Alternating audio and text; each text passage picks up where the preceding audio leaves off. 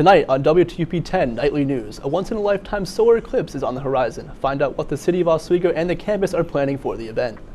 And an upcoming exciting concert at SUNY Oswego with a special meaning. Plus, tensions are high in the city of Oswego as the most recent property tax assessments has lasting impacts on renters and property owners. This is Oswego Now.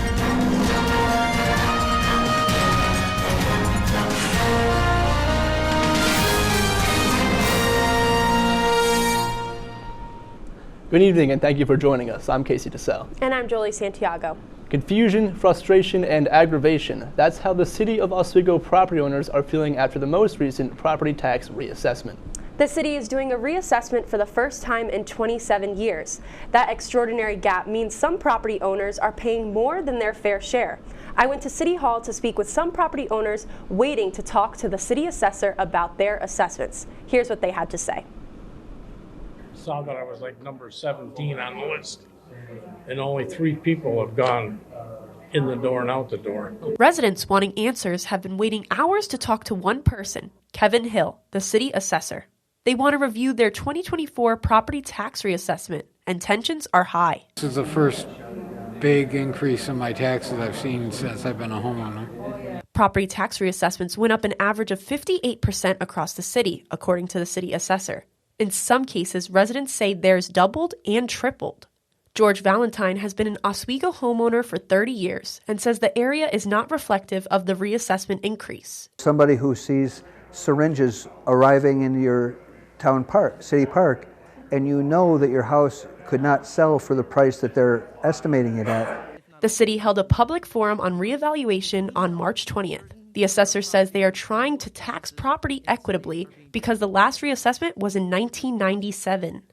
Some property owners see this as a positive. A landlord complained to me, he's assessed for $2 million, now he's assessed for $4 million. I was like, congratulations, you double your net worth. Residents are also voicing their concerns for people on fixed income, senior citizens, single moms, and college students. And all of a sudden, my taxes got doubled for the same building. Guess who's going to pay them? The student renter. Oswego Now reached out to the city of Oswego, including the city assessor and mayor, and has not heard back. We will continue to follow this story for updates as residents can contest until grievance day. Jolie Santiago, Oswego Now. Residents who want to contest their assessment have to meet with the city assessor by the final deadline of May 1st. They can only challenge their assessed value on their property. More information on contesting your assessment is available on New York State's tax and finance website. The solar eclipse is just 1 week away. The city of Oswego is expected to welcome approximately 20,000 to 30,000 people to Oswego for the total solar eclipse. Oswego Mayor Rob Corradino says that the tourism on that day of the eclipse will help boost the local economy for the city of Oswego.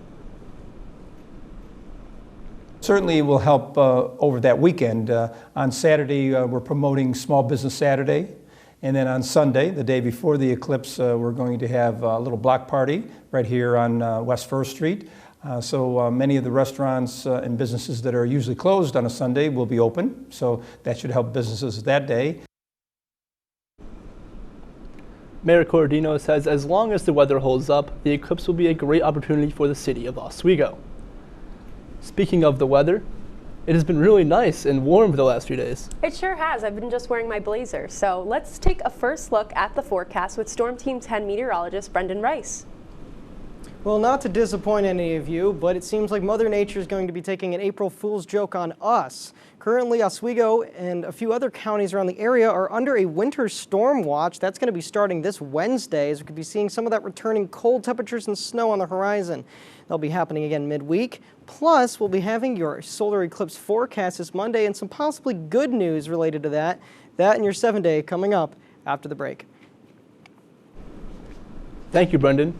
The Oswego Reading Initiative has made their selection for this summer's book. Which Side Are You On by Ryan Lee Wong was announced as this year's book by Ramin Mohammadi, the Associate Provost and Convener of the committee. Mohammadi also said that Wong will visit campus on Wednesday, September 25th for a talk at 7 p.m. in the Murano Campus Center auditorium. SUNY Oswego is hosting collaborative concert between a professor and renowned electric violinist. Electric six-string violinist Rudolf Hacken will perform a program to Professor Robert Ohler's original composition. They have been working together for 4 decades when they met at the University of Illinois, Champaign, Illinois. The concert will take place on Wednesday, April 17th in Sheldon Ballroom at 7 p.m. Tickets are free for SUNY Oswego students and $15 for the general public. They are available at tickets.oswego.edu or campus box office. Today marks 30 years since college student Heidi Allen was abducted and went missing. Allen has never been found. Our Logan Russo has more on this story. 30 years ago this Wednesday, a college student was abducted while working at a gas station here in Oswego County and has never been found. Heidi Allen was 18 when she went missing from a gas station in New Haven. She was working the store by herself when she disappeared around 7:30 in the morning, leaving all of her belongings behind. Although 2 brothers, Gary and Richard Thibodeau, were charged with her abduction, Gary jailed and Richard found not guilty. They had always maintained their innocence. Gary died in prison in 2022, while Richard died in January of this year. Still, the question remains, where is Heidi? If you have any information, contact the Oswego County Sheriff by email or by 888-349-3411. Back to you, Casey and Jolie. Still ahead tonight, find out who the Biden administration has green-lighted to the sales of fighter jets. Plus, a new acai bar is hoping to give Oswego residents a taste of summer. All that and more after the break. My blanket.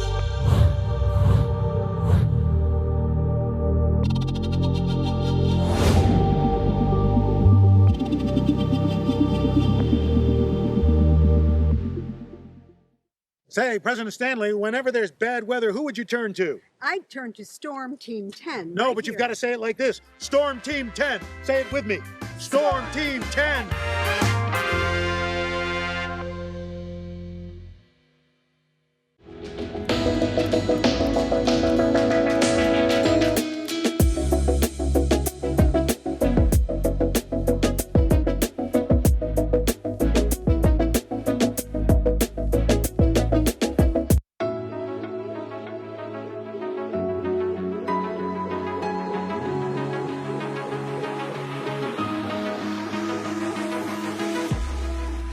Roll it.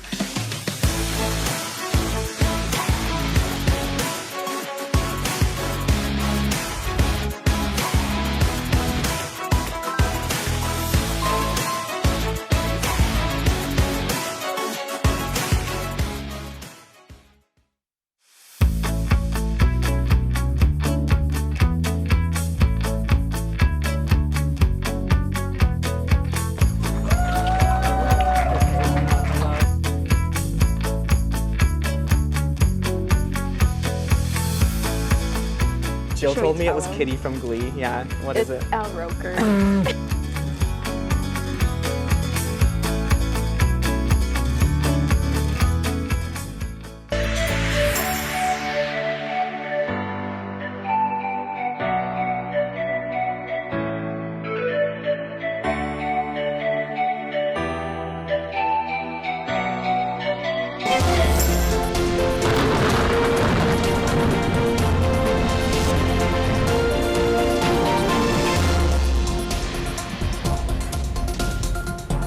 Welcome back to WTOP. I'm your Storm Team 10 meteorologist, Brendan Rice, for the evening. Currently, conditions out here in Oswego, they're pretty good, about 43 degrees, some mostly clear skies out there, a few clouds, and pretty breezy wind conditions of just 7 miles per hour.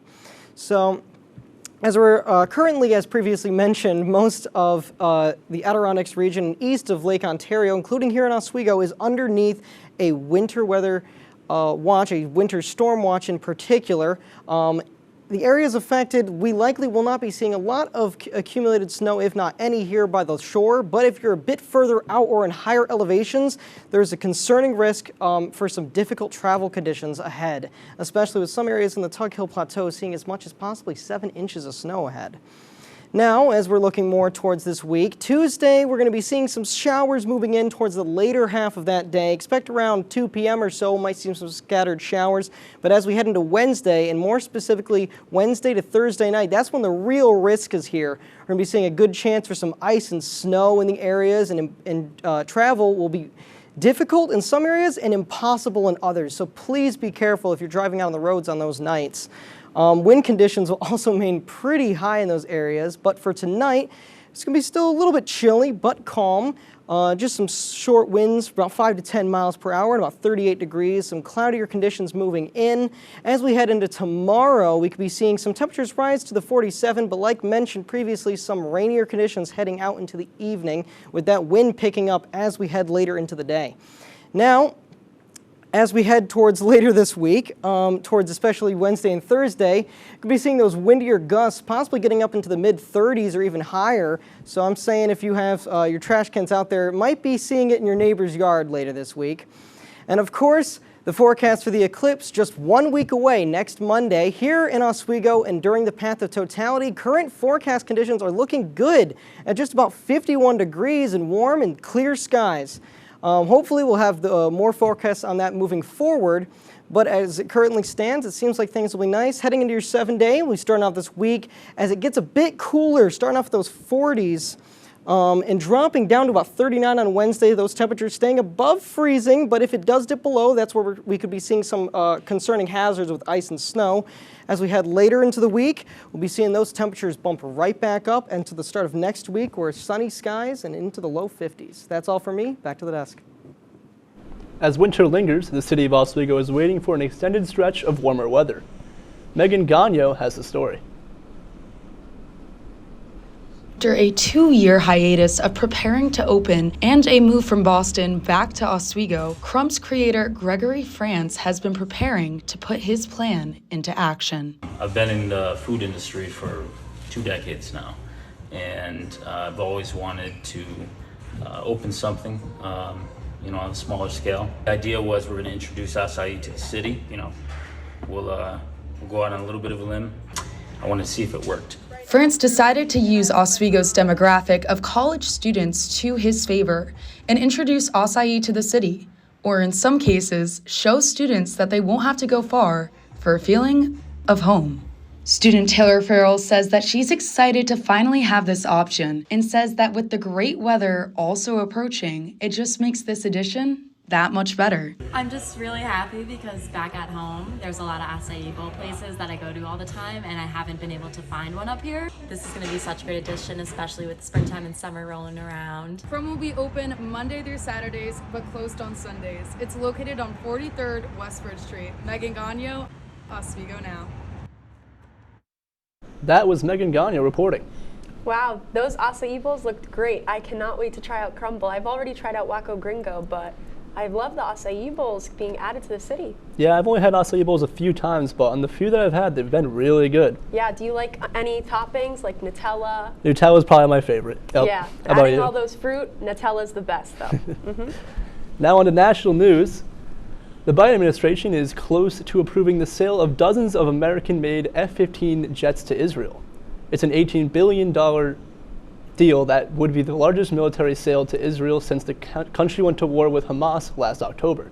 Some members of Congress are demanding the U.S. restrict military aid to Israel until it allows it more humanitarian aid into Gaza and does more to protect civilians living there. The Gaza Health Ministry says the war already has killed more than 32,000 Palestinians since October. The White House press secretary announced today that President Joe Biden will travel to Baltimore on Friday following the Francis Scott Key Bridge disaster to meet with local officials and visit the collapsed structure. This comes as crews in Baltimore are working to open a temporary alternate channel around the wreckage of the Key Bridge. Cole Higgins reports. Demolition crews back at the site of the collapsed Francis Scott Key Bridge Monday, removing debris as part of the complicated and extensive cleanup process that could help open up a temporary channel. This will be for vessels that don't draw as much water, so about 11 feet, as work goes on at the same time to clear the main channel. That's 50 feet. And that's the channel we have to clear to get more container ships back into the port of Baltimore. The Port of Baltimore, one of the busiest in the U.S., opening an alternate channel that will allow commercially essential vessels to reach the port, a major step forward in recovery for the community. It is a critical economic hub. We've got to get this up and running. Larry DeSantis believes he was one of the last people to drive over the bridge before a massive container ship ran into it. Heading to work that morning, crossing the bridge likely just seconds before it came down. It took a while for it to really sink in, you know, because the initial shock of it, but then more and more people are calling me to see if I'm alive, you know, because they knew I traveled that time of the morning over the bridge. DeSantis emotional when thinking of the 6 construction workers killed in the incident. I feel sorry for those workers, I really do. I mean, they're doing their job, but, you know, they lost their lives. So it's hard to, I rode right by them, I saw all of them. Just a minute before they probably died. I'm Cole Higgins reporting. The bodies of 4 victims have yet to be recovered. Authorities believe they are trapped in the tangle of steel and concrete underwater that crews are working to remove right now. Moving on to the Vatican, Pope Francis called for peace throughout the world in his traditional Easter message. During his speech, the Pope called for the release of Israeli hostages. He also addressed Russia's war on Ukraine, calling for a full exchange of prisoners between both countries. Pope Francis presided over Easter celebrations at the Vatican Sunday morning, which included leading Easter Mass outside of St. Peter's Basilica. The 87-year-old pontiff has canceled many engagements over the past year due to health issues. When WTOP-10 nightly news returns, Florida is set to put new legislation into place regarding abortions, what that entails next. And if you participate in April Fool's Fun today, you might have helped your health out too. How so? After the break.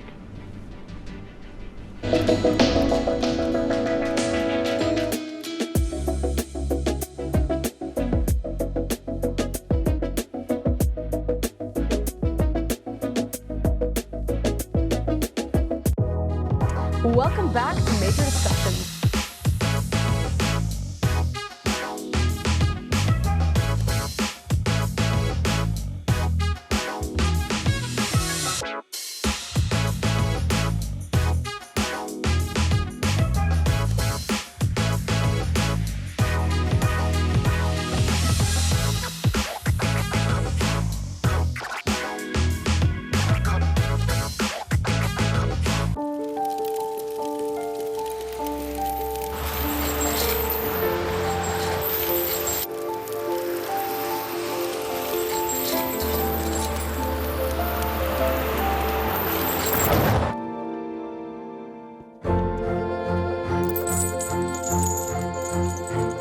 Did you know dragging chains can spark a wildfire? Only you can prevent wildfires. When I was in foster care, I never knew when I would have to move. So I always had my suitcase ready to go. Then one day I was adopted. My new parents opened their hearts and home to me. My parents cook my favorite breakfast for me every morning. My parents take me on trips I never thought I would go on. They gave me a home and an even better reason to use that suitcase. My parents aren't perfect, but they're perfect for me. Hey there, I'm Al Roker, class of 76. Yes, way back in 76. Back when the earth was cooling. You're watching WTOP. In consumer news, For the first time, women in the U.S. can buy birth control pills without a prescription. CVS has confirmed O-Pill is now available on its website and will be coming to retail locations later this month. The contraceptive started shipping at the beginning of March and is working its way through the supply chain. It costs $20 per month with discounts available for buying multiple months' doses at once. O-Pill is the first oral contraceptive approved by the Food and Drug Administration for over-the-counter use. if you unknowingly poured salt instead of sugar into your coffee this morning, found veggies in an otherwise empty donut box, or had the unfortunate experience of finding a whoopee cushion beneath your seat, you're not alone. Today is a prankster's favorite pseudo holiday. The prankster. He got me. For the unsuspecting target, April 1st may actually give your health a boost, and that's no joke. April Fool's is a great day to give yourself permission to let loose, to laugh, to be silly. Psychologist Susan Alberts with Cleveland Clinic says this day is devoted to fun, and a prank or joke may be just what you need to relieve some stress and connect with others. We love a good laugh. It helps us to bond with the people in our lives, but it also has benefits to our body. When we laugh, it releases oxytocin, which is the bonding chemical. That's why we feel close to other people when we all join in a good laugh. But to make this day a potential health success, Albert says to know pranks may be coming and remind yourself it's all in good fun. It can make you a little bit nervous, but being prepared and being aware helps you to laugh a little bit harder. If you're the prankster, Albert says to read the room and make sure your joke is appropriate. Are people laughing? Are they doing a belly laugh? Or are they shutting down? This gives us a good clue if this is funny or to be very cautious. For Health Minute, I'm Mandy Gaither. That was really interesting. Now, in case you're wondering about where April Fool's Day comes from, the History Channel says that some historians believe it dates back to the 1500s. France's calendar switched so that the new year no longer began with the spring equinox, which is around April 1st. Those who didn't know about the date switch to January 1st became the target of pranks, and according to the History Channel, called April Fools. OpenAI has unveiled a new artificial intelligence that can mimic human voices, called Voice Engine. The tech only needs a 15-second voice sample to replicate it nearly flawlessly. It can even use the voice to speak other languages. OpenAI says it can be used for translations or to help people who have lost the ability to speak. Right now, only a few of the company's partners are using it. Coming up in sports is Ryan Joyce. Ryan, can you give us a quick preview? Oswego sports NCAA tournament action in baseball is finally underway. You won't want to miss it coming up in sports after the break.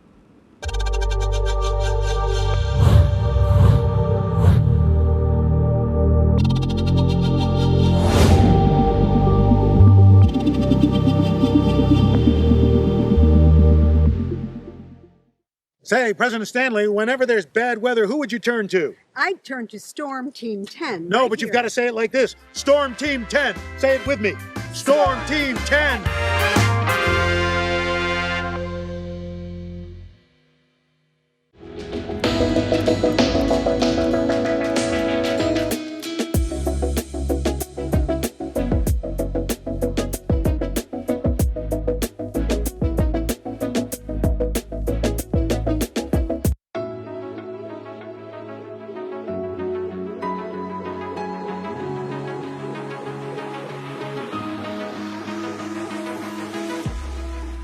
Roll it.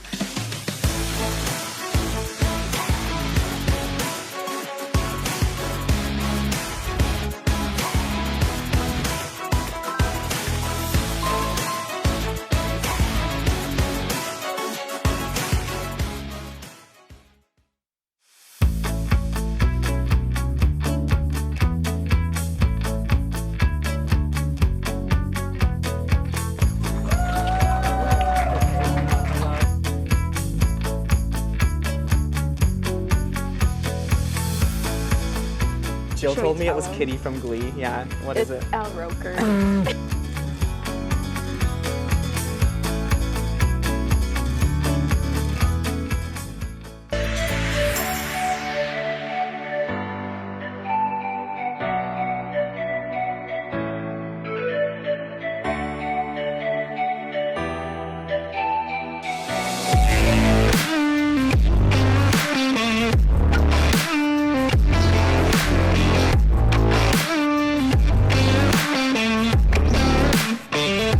Welcome back, everyone, to WTOP-10 News. I'm Ryan Joyce with your Monday Night Sports Report.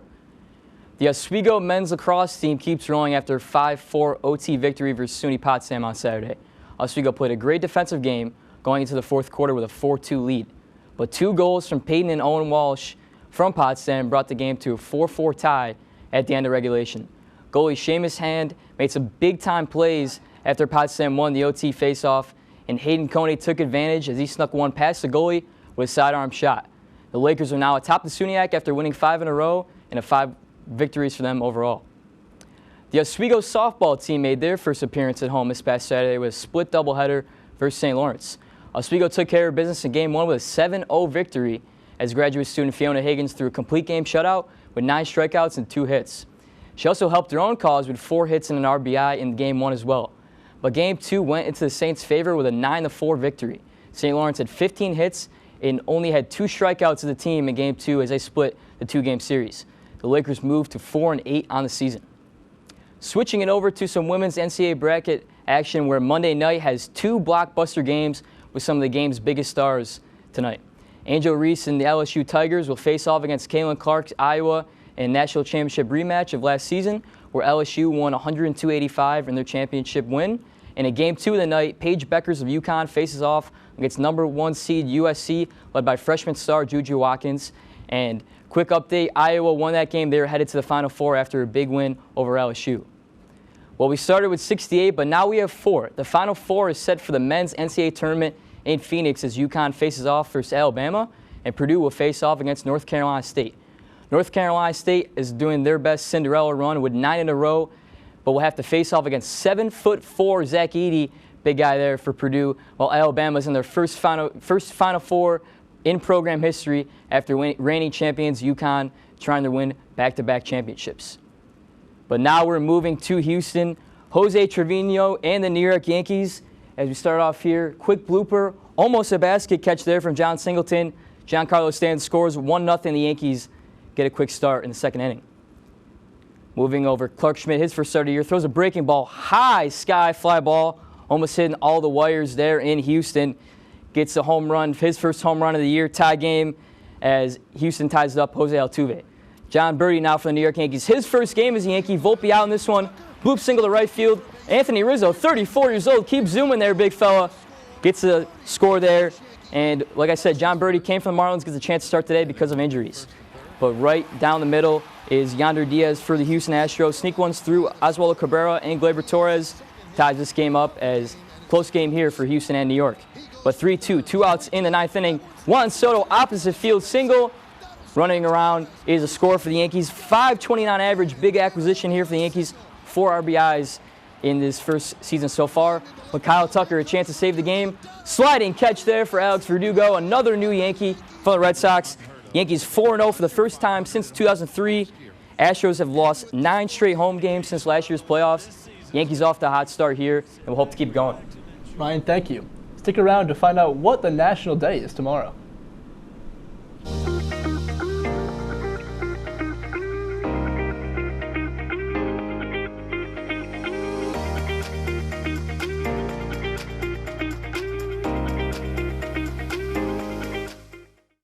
What's going on? Yeah, we go on at like 11:30. It's like no. What do you mean no? It's 10:30. 10:30? Yeah, it's 10:30. What do you mean it's 10:30? Hey, don't touch that. That's my ladder. Hey, man. Whoa. You know this book was already discounted 10%? Wow. Get a close up of that one. Matthew, Look at that. Can we go back inside? I want to sleep in the studio again.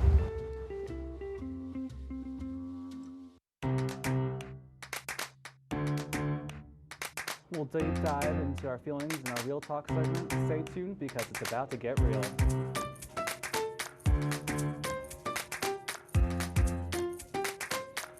When I was in foster care, I never knew when I would have to move. So I always had my suitcase ready to go. Then one day I was adopted. My new parents opened their hearts and home to me. My parents cook my favorite breakfast for me every morning. My parents take me on trips I never thought I would go on. They gave me a home and an even better reason to use that suitcase. My parents aren't perfect, but they're perfect for me. Welcome back to Major Discussions.